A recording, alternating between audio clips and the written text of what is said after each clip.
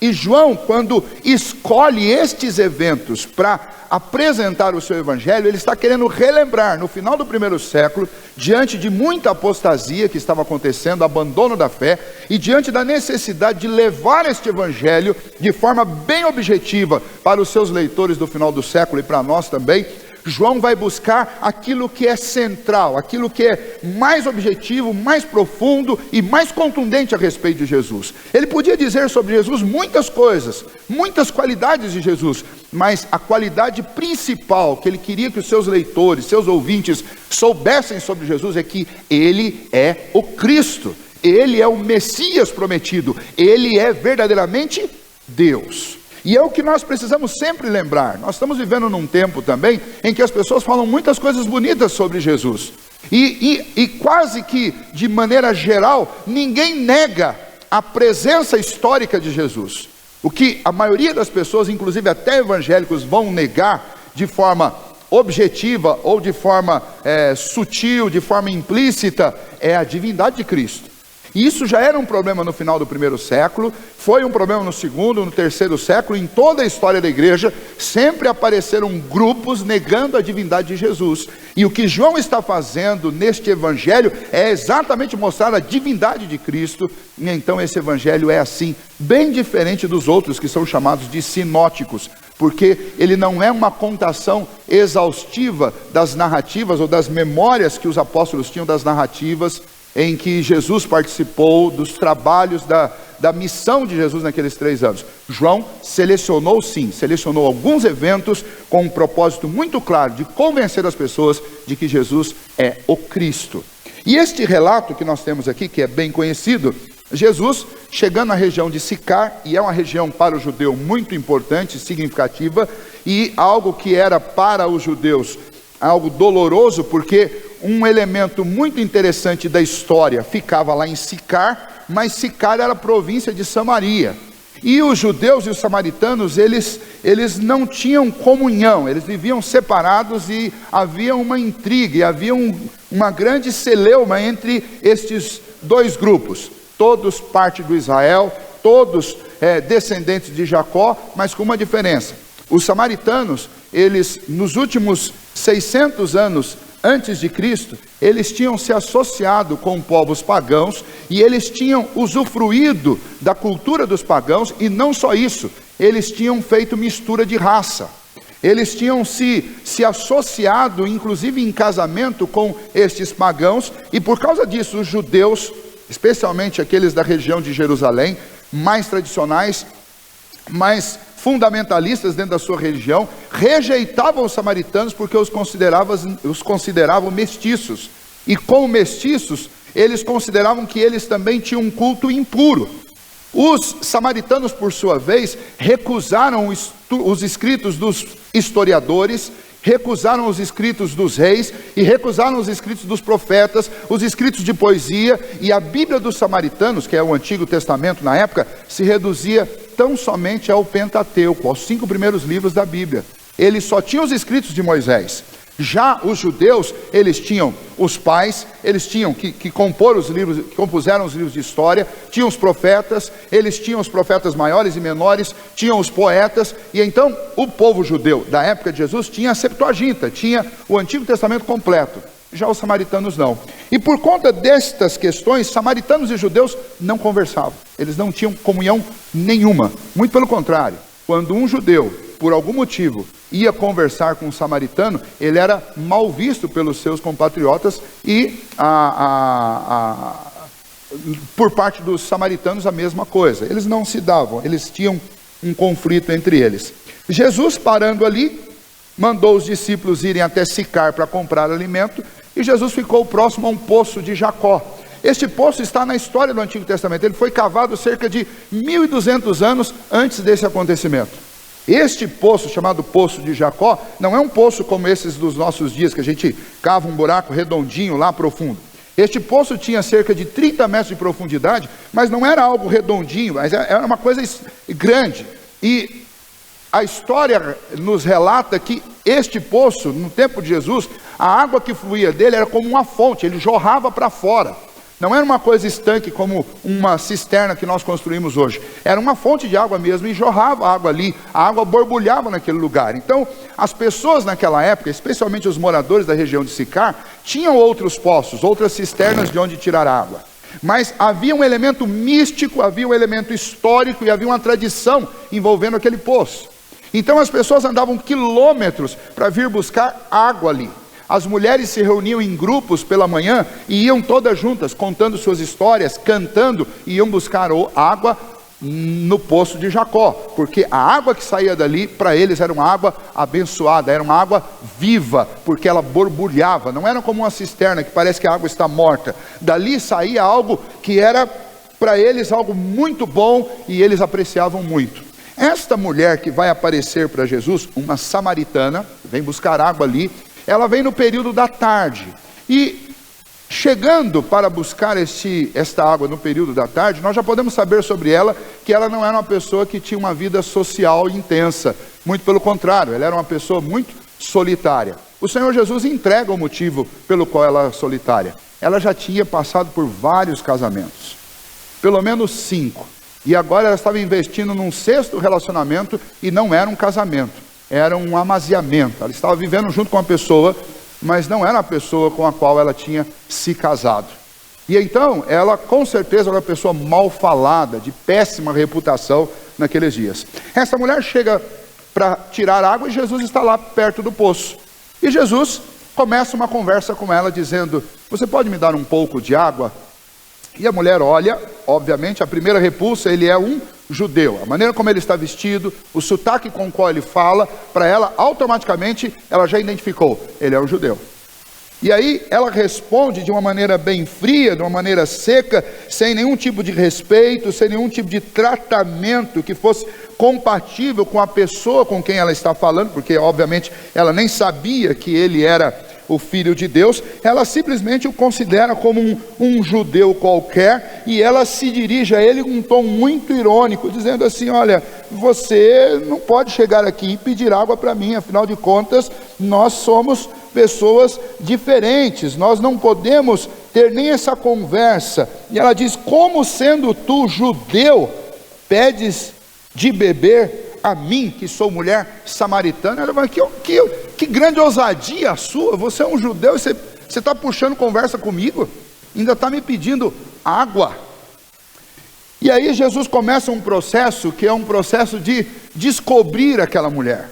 Descobrir no sentido da cultura dos judeus. Os judeus usavam uma capa à noite para se proteger do frio, e muitos se escondiam por trás dessas capas, e isso não é diferente hoje. Nós usamos aparência, nós usamos uma porção de coisas para nos esconder, e esconder as nossas feiuras, esconder as nossas realidades. Nós usamos muitas coisas, e naquela época não era diferente, e Jesus começa um processo de descobrir aquela mulher. Quando ela disse essa frase, o versículo 10, replicou-lhe Jesus: se conheceras o dom de Deus, e quem é que te pedes, dá-me de beber, tu lhe pedirias, e ele te daria água da vida. Jesus introduz um assunto que é um assunto, são expressões religiosas. Dom de Deus, a referência é: se você conhecesse o grande presente de Deus para os homens, ao invés de você me dar água, você pediria, e eu te daria água viva, que é outra expressão que tinha a ver com o poço, porque as pessoas acreditavam que aquela água ali, ela estava viva, mas Jesus fala: eu te daria água viva, eu tenho água viva para te dar. E aí, esta mulher, não entendendo, embora ela ficou curiosa, e o fato que ela ficou curiosa fez com que ela tivesse um pouquinho mais de respeito pela pessoa que estava falando com ela. Ela responde, você pode ver no versículo 11, já usando um pronome de tratamento respeitoso. Ela diz: Senhor. E o Senhor aqui não é Senhor de Deus, é o Senhor no sentido de tratamento respeitoso. Meu Senhor, veja só, o Senhor não tem corda. Então ela está imaginando que a água da vida é a água daquele poço. Não, o Senhor não tem corda, e o Senhor não tem como retirar água deste poço. Você está me pedindo água, e agora de repente você começa a me oferecer água. Como é que você pode? Esse poço é fundo, tem 30 metros de comprimento, de profundidade. Como é que você pode pensar em retirar água daqui? de maneira simples, de maneira comum. Não é assim que as coisas funcionam. E Jesus continua a conversa com ela. Veja que uma primeira capa já foi retirada, a capa daquele preconceito nacionalista. E ela já respeitosamente se dirige a ele. E não só isso, ela diz algo interessante. És tu, porventura, maior do que Jacó, nosso pai, que nos deu o poço, do qual ele mesmo bebeu, e bem assim seus filhos e seu gado? Está dizendo, por um acaso o senhor é maior do que aquele que cavou o poço? Porque para pensar em tirar água daí, sem uma corda, sem alguma coisa para te ajudar a tirar água, você está pensando em cavar outro poço? E o poço que o senhor vai cavar é melhor do que esse poço aí, o poço de Jacó? Ou o senhor tem algum poço em algum lugar melhor do que esse? Essas são as perguntas que ela está fazendo. Mas o que essas perguntas demonstram é que o Senhor ganhou a curiosidade daquela mulher. Ela ainda não sabia o que ele era. Ela podia talvez imaginar que ele fosse um mágico, alguém que pudesse produzir água do nada. Ela podia imaginar uma porção de coisas, mas ela não sabia quem ele era. Mas a maneira como ele se dirigiu chamou a sua atenção e fez com que ela parasse e conversasse com ele, vencesse aquelas barreiras. E então, versículo 13, afirmou-lhe Jesus: quem beber da água, desta água, tornará a ter sede. Falando da água do poço de Jacó. Aquele, porém, que beber a água que eu lhe der, nunca mais terá sede. Pelo contrário, a água que eu lhe der será nele uma fonte a jorrar para a vida eterna. Agora o Senhor ganhou o interesse dela. Completamente. Porque, além de ser um trabalho, era uma exposição diária que ela tinha que sofrer todos os dias para buscar água naquele poço. E agora o Senhor fala para ela o seguinte: olha, eu não só posso te dar uma água que não é como esta água aí, porque as pessoas que bebem dessa água voltam a ter sede, mas a água que eu te der, você nunca mais terá sede. E Jesus não está falando de água física, ele está falando de algo espiritual. A conversa está passando naturalmente de um assunto físico, de uma necessidade do nosso corpo, e a palavra está perpassando para um assunto espiritual e uma necessidade da nossa alma. E Jesus diz para ela: se você beber da água que eu te der, você nunca mais voltará a ter sede. E não só não terá sede, mas essa água que eu vou dar para você, ela vai jorrar do seu interior como rios de água viva. Vai fluir de dentro de você. E aquele lugar era muito especial, porque isso acontecia ali. As pessoas visivelmente percebiam aquilo. E embora precisassem de algum equipamento para tirar água, mas a água daquele poço era uma água que não se esgotava jamais. E o que Jesus está dizendo para aquela mulher é que a água que ele der para que ela beba, esta água não vai se esgotar nunca. E então ela falou assim: eu quero dessa água então, eu preciso dessa água, eu necessito. Versículo 15, ela diz: dá-me dessa água para que eu não mais tenha sede, nem precise vir aqui buscar. E uma vez que Jesus a descobriu, e ela agora abriu o seu coração, mostrando sua necessidade, e mostrando também sua tristeza de ter que vir àquele lugar todos os dias, e ela diz: para que eu não mais tenha que vir aqui. Então aquilo ali não era um motivo de alegria, porque quando você vai a um lugar que você gosta de ir, você não quer que algo te impeça de voltar, você quer voltar lá sempre. Mas ela diz: eu não vou mais precisar vir aqui. Isso vai me poupar, obviamente o que ela está dizendo, isso vai me poupar de muita tristeza, de muito desgaste. Então Jesus dá o golpe, que é o golpe fatal, para penetrar o coração daquela mulher. Jesus diz para ela: então tá bom, então vai lá, chama teu marido e volte, eu vou dar essa água para você. E aí ela tem que abrir o coração e dizer: Senhor, eu não tenho marido. Eu não tenho marido. Jesus respondeu e disse: você falou a verdade, você não tem mesmo, porque você já teve 5. E o texto não diz se eles morreram, se ela divorciou, se ela foi traída, ou se ela traiu. O texto não diz. O Senhor Jesus não entra nesses detalhes. E João não relata nada além disso para nós. Mas o Senhor diz para ela: você falou a verdade, você já teve 5. E o que você tem agora não é seu. Ou seja, o Senhor desnudou completamente aquilo que estava dentro daquela mulher, aquele pecado que estava escondido, que estava oculto, que trazia vergonha, que trazia dor. O Senhor Jesus arrancou como alguém que põe a mão e arranca um tumor para fora. O Senhor Jesus arrancou e puxou isso. O Senhor disse para que a mulher respondeu ao Senhor, falou: Senhor, o Senhor é um profeta? Como é que o Senhor pode saber essas coisas? Eu não disse nada sobre isso. Ela começou chamando ele de judeu, depois chamou respeitosamente de Senhor, e agora chama ele de profeta. Vejam como essa mulher foi saindo daquilo que é superficial e foi aprofundando seu conhecimento sobre quem era aquele homem através da conversa que Jesus estava tendo com ela. E a partir daí, ela começa um interrogatório doutrinário.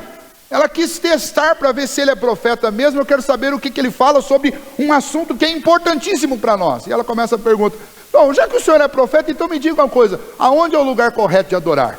Ele lembra que ele é judeu. Jesus responde o que ela não imaginava, porque ela imaginava que ele fosse falar exatamente em Jerusalém. Ele é judeu. Mas ele dá a resposta de um profeta sábio, do verdadeiro Filho de Deus. Ele diz: nem aqui neste monte em Samaria, e nem muito menos em Jerusalém no templo, porque o Pai procura adoradores que o adorem em espírito e em verdade. Então não é nem aqui nem lá. A questão é como você está diante de Deus. A questão é que o lugar de adoração não é o fator determinante para que a adoração aconteça, mas o estado do coração é determinante para que a adoração aconteça. Um coração sobrecarregado e cheio de pecado pode subir ao lugar mais santo dessa terra e não vai adorar a Deus. O que Jesus está dizendo para ela é que o lugar onde ela poderia escolher para adorar não ia resolver o problema do pecado dela. O único que poderia realmente resolver o problema do pecado dela era o Senhor Jesus, a água da vida, a água que tira a sede do nosso coração e do nosso interior faz fluir rios de água viva. E quando o Senhor Jesus disse isso para ela, os olhos daquela mulher se abriram, o seu coração se abriu, e ela então entendeu o que estava acontecendo. Ela perguntou: olha, então você é o Cristo? Porque nós aguardamos o Messias. Você é o Cristo? E junto com isso, o Senhor Jesus, ele faz outra menção. Isso não é bairrismo religioso, porque Jesus era judeu de forma alguma, mas Jesus diz: olha, vocês adoram o que vocês não conhecem, mas a salvação vem pelos judeus. Parece duas afirmações preconceituosas contra a fé daquela mulher, mas não são duas afirmações preconceituosas, são duas afirmações realistas. O que Jesus estava dizendo para eles é o seguinte: os judeus sabem muito mais sobre o Messias do que vocês. Por quê? Porque vocês rejeitaram quase que toda a revelação de Deus. Vocês ficaram apenas com os 5 primeiros livros, por isso que eles adoravam o que eles não conheciam. Os judeus conheciam melhor, porque os judeus tinham os pais, tinham os profetas, tinham os poetas, coisa que os samaritanos rejeitaram. E mais, o Senhor Jesus diz: a salvação vem dos judeus. O Senhor Jesus está dizendo quem é a descendência, ou quem é a descendência, de quem é descendente, de quem é descendente o Messias, de quem ele era descendente. A salvação vem dos judeus. O Senhor já estava dando a resposta para ela: o seu Messias, o Cristo que você espera, ele não vem dos samaritanos, porque ele vem dos judeus. É como se Jesus estivesse dizendo: se você procura o Cristo, você vai encontrá-lo num judeu. E ele estava ali, sentado diante dela. E por fim, no versículo 26, o Senhor Jesus, atendendo a resposta dela, que ela quer saber onde é que está o Messias que havia de vir, o Cristo. Jesus diz no versículo 26, eu sou, eu que falo contigo. Jesus está dizendo, você leu Moisés, você lembra como Deus se identificou para Moisés? Pois é, quem está aqui diante de você é o mesmo que falou com Moisés. Eu sou, eu que falo contigo. Ela começou preconceituosamente chamando-o de judeu, depois de Senhor, depois de profeta, e por fim o próprio Senhor Jesus disse, eu sou Cristo, eu sou Deus. E aquela mulher, depois de saber disso, o que ela fez? Os discípulos iam chegando, e eles obviamente viram Jesus falando com a samaritana e ficaram com a cabeça cheia de interrogação, mas ninguém abriu a boca para perguntar nada, ficaram quietinhos. esperando para ver o que Jesus ia falar. E enquanto isso a mulher saiu, e o que ela foi fazer? Ela foi contar para os homens daquela cidade, para as pessoas de Sicar, sem sentir vergonha, sem ter medo de transitar nas ruas da cidade, ela foi contar para as outras pessoas que ela encontrou a fonte da água da vida, Jesus Cristo. E no desenrolar desse texto, nós não vamos caminhar mais adiante dele, no desenrolar desse texto, as pessoas daquela cidade vieram até Jesus, e muitos creram em Cristo Jesus e foram salvos. Os judeus chegaram, os discípulos chegaram com a comida e ofereceram para Jesus, dizendo mais ou menos assim para ele, ou a ideia era essa, a ideia era que, Senhor, pare um pouquinho com o seu trabalho, porque nós trouxemos comida, o Senhor precisa se alimentar. E Jesus responde, a minha comida é fazer a vontade do meu Pai. E o que Jesus estava fazendo? Jesus estava anunciando salvação para gente perdida, cansada e sobrecarregada. Jesus estava ensinando sobre qual é a verdadeira adoração para gente que não sabia como adorar. Jesus estava apontando o caminho da vida para a gente que estava num caminho de morte. Nesta manhã é necessário que nós nos lembremos da missão de Cristo e o que nós podemos usufruir da pessoa de Cristo Jesus, o nosso Salvador. O processo que aconteceu com aquela mulher não é diferente do processo que já aconteceu conosco e talvez precise acontecer de novo, e talvez em muitos momentos da nossa vida nós precisamos desfrutar desse processo de novo. O que aconteceu na vida daquela mulher? Primeiro, pecados ocultos, que é o que tinha na vida dela, pecados ocultos fazem-nos, no mínimo, adoecer no nosso espírito, no nosso coração, na nossa vida. Pecados ocultos nos isolam dos outros, porque a vergonha nos faz procurar o isolamento.